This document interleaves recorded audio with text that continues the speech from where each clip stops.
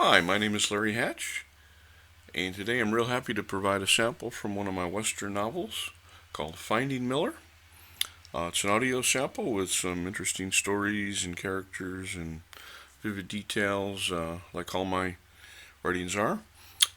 There are now 7 books in the Josiah Miller series, and if you go to the Patreon website, there's both free content and paid content. There's hundreds of hours of audio available by subscription. You can also get free copies of some of the material, including more audio samples and some PDF books. And so I hope you enjoy. If you enjoy Western stories, I know you'll enjoy these because they're written to be different and original and just something a Western fan should love, might love. I'll let you decide, and please give us a shot. Thank you. Author.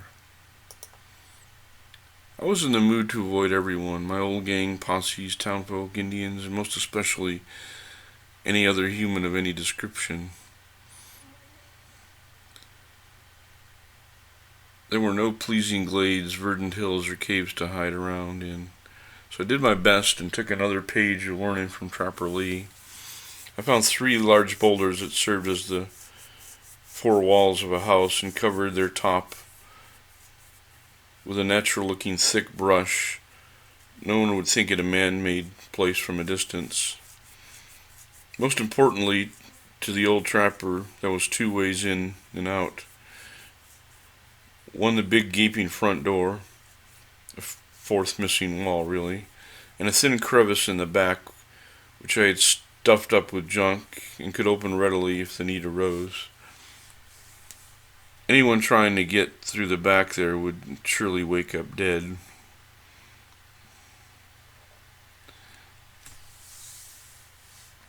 I spent the full month in my makeshift boulder cave, satisfied that no one was after me in general terms. A fairly young, spry mountain lion had peeked in the other night, quite unafraid of fire, and me scouting and shouting in particular. That was not a good sign. He should have run more quickly and quick-like. Maybe he had rabies or some other disease that made him brave and assertive. More likely it was hunger that made him brave. Maybe it was a female with a litter come, quite in desperate need of a cave for refuge or food for the young ones. Either way, its bravery spooked me some. The friendly beast appeared again the next night and paced over and over that I might come out. Very odd. It neither hissed nor growled but seemed almost tame. I had left out a shank of wild pig, and it disappeared during the night. I found the bones later at the edge of the woods. It came back yet again. Now surely more often for the feeding. I tossed it what I had left of some smoked fish, grabbed it, and paused a minute to say thank you. I was very spooked by that by now. The Chippewas say their bravest, finest warriors come back as catamounts, and it seemed like I was communing with one this week. The beast very much had a soul and demeanor of a curious child. I was doing one of my shorter trips up the small creek and saw the same cat coming towards me. I stopped as I did not wish to become food. My horse Magic got fidgety but made no sound. I held her leather firm. The cat was larger than I remembered and came up to me without any angling, posturing, or noise as angry cats normally do. I grabbed some dry venison from my pack and tossed it out before it got 40 feet out. My horse was near a nervous breakdown, and it took some work to hold her down. I stopped, silent and still as a statue.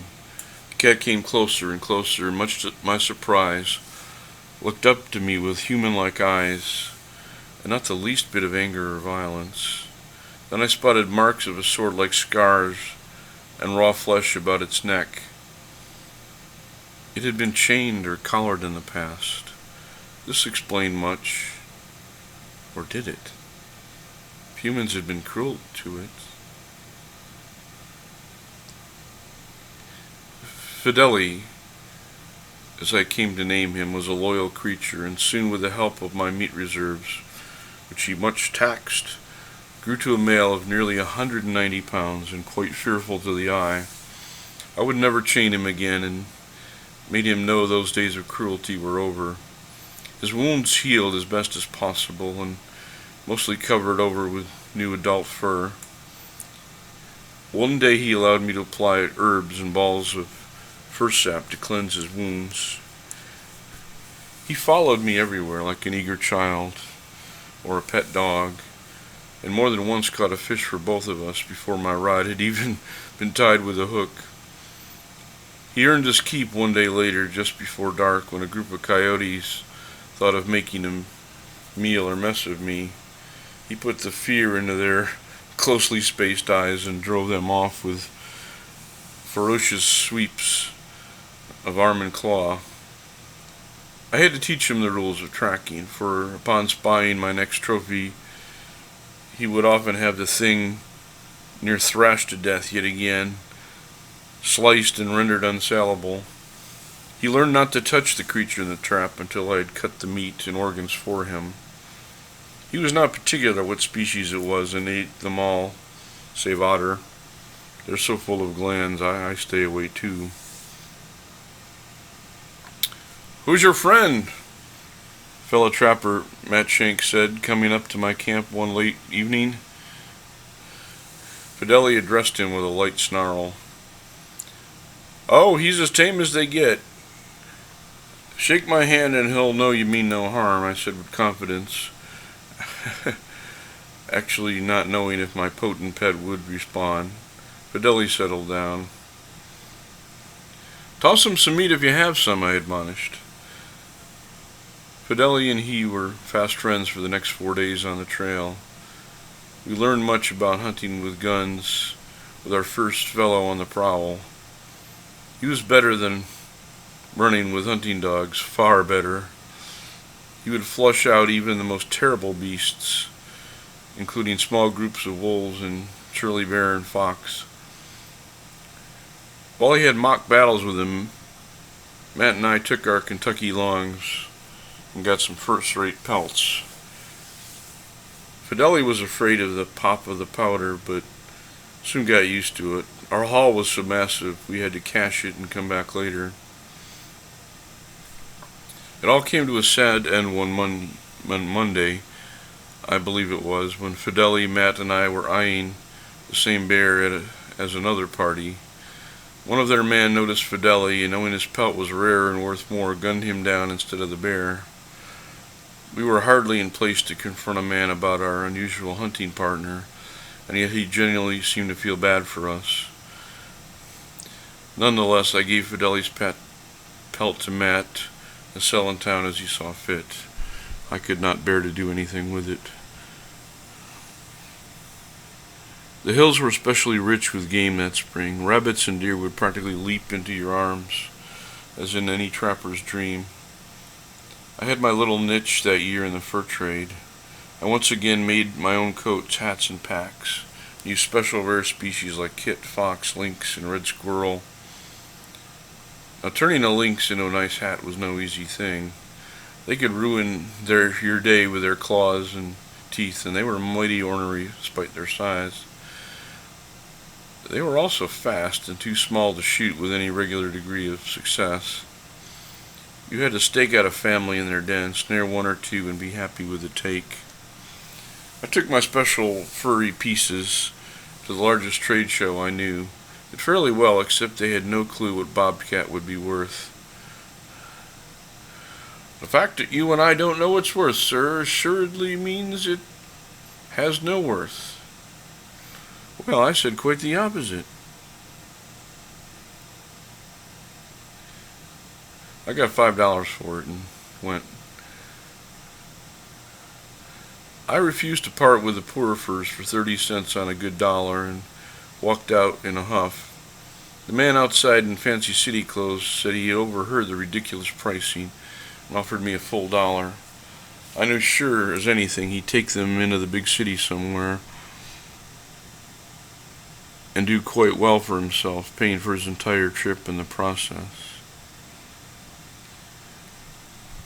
I rode into Carter's Pass with my newfound money, also determined to cash in some bullion. Hearing they had a mighty fine hotel with all manner of vices and comforts for soul and body. It had been a while. The Hotel Richesse, or Richesse, as it was called also.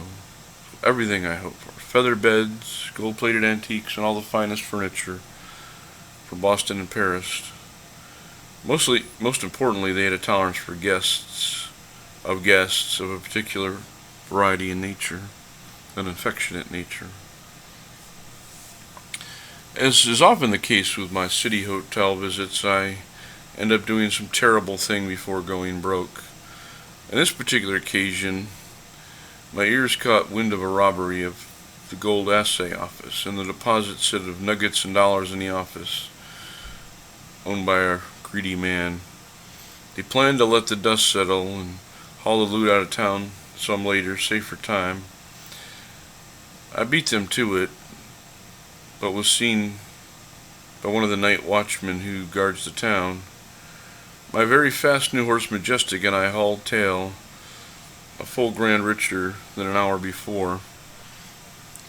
My climb into the harsh mountains was rough, but I lost the gang following me. I set 2 brush fires, and with my saddle blanket I did some smoke signals. I knew the gang would stay far away from that side of the hill for fear of running into Comanche. That was a smart move I'd learned from Trapper Lee. Be who you're not. Be meaner than who you are. I also had to avoid the real Apache myself, so I moved down the hill to the nearest trading post, using my best evasion techniques and looking for dusk on the horizon. I still had a small selection of hand-carved leather pieces, a fine lynx coat, and some assorted rare fur objects with me. Selling was in my blood, even though I had just stolen from thieves enough money to live half a year. Heck, a whole year. Went to the annual rendezvous, and that was a regular known event of massive proportions. It was more selling, drinking, gambling, and general debauchery at the rendezvous every year than in any town west of the Mississippi. Some men lost a full year's worth of furs on a couple of sad games, or in the arms of some sad, old washed-up gal twice their age. What passed for a fancy woman these days had much declined. The haze of whiskey and lager also helped. Others lost all their bosses' fur in the same process and would have some splaining to do in order to stay alive. Others never came back to admit their losses. I mostly did not indulge and came away with good money for my fancy fur hats and coats. I even sold the very coat off my back, a special one of deerskin, with inlaid bands of beaver, muskrat, and prime fox. The way the black beaver bands set off the pale deer and the fluffy, thick red fox set off the rest, it was a mighty fine look. The faux buffalo scheme was working well all over the West, and some folks, by legend, had done very well by it. I joined some lads doing the scam in a major way, running with more than 20 wagons to several territories, and having 2 factories working round the clock to supply the tribal demand. A few forts and trading posts had been swindled too, but mainly the red man. Lewis, an old gnarled former fur trapper, who had taken too many arrows, bullets, and bites in his life, was my manager and led our 3-wagon train of sugar-sweetened, buffalo-cut, dried beef around the prairies. There were 6 of us in this unit, and we were well armed. There was always the risk of being found out, so it did well to be armed in case of such a development. The haul of faux buffalo meat, and buffalo was getting very scarce, would make us rich, dead, or half of either. Fortunately, most of the bad buffalo meat or faux buffalo known to the tribes was dipped in either whiskey or brandy to cure its foul taste and thin out its rough texture some. I suppose it cleaned it up some, but people did get sick. There were all kinds of things like lime and rock salt added to make the tribes buy bad meat. They knew all of them except our recipe by now. Ours was fresh enough beef and very sweet and dark at that. There was no hint of liquor, molasses, or salt to give them a clue.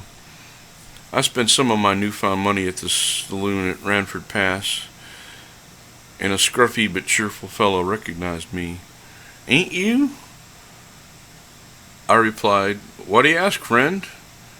I said nicely enough. "Well, there were two rough-looking fellas in here yesterday looking a bet to find ye. Said you stole some of their stuff. Not fellas we normally get in this town, mind you. Might have been me, might not. I steal from many, remember few," I said, adjusting my silver gun so the masses could see it. The glint of silver pistols was enough to settle down most rooms in those parts. The key was to show them without too much flaunt and turn slightly so they are visible in most of the room and glint a little. The complaining fool was of the type to extract a drink or perhaps money from men, telling them they was wanted or being followed and such, and wanting something for that information. But his was a believable tale. But they were usually untruths. Most fellows can't sleep, and many of us have 100 reasons from our past to be worried. The glint of my gun put him off, and his offer never came. I doubled back to the scene of my crime among criminals, and that was a mistake. I had almost ran smack into them. I was careless, but in my defense, I was not used to that much whiskey and got the better of me. Moving on, I decided to take my chances in a new world of sorts, traveling far east of my regular range in the west. It was a land closely guarded by the Mississippi tribe and called Kentuck, a land overflowing with game amid endless lakes and rivers. It was truly a new land, for not more than 200 white men had seen it. I was in on this, and maybe would be boss of some kind for good or evil. The opportunities must be endless for the average.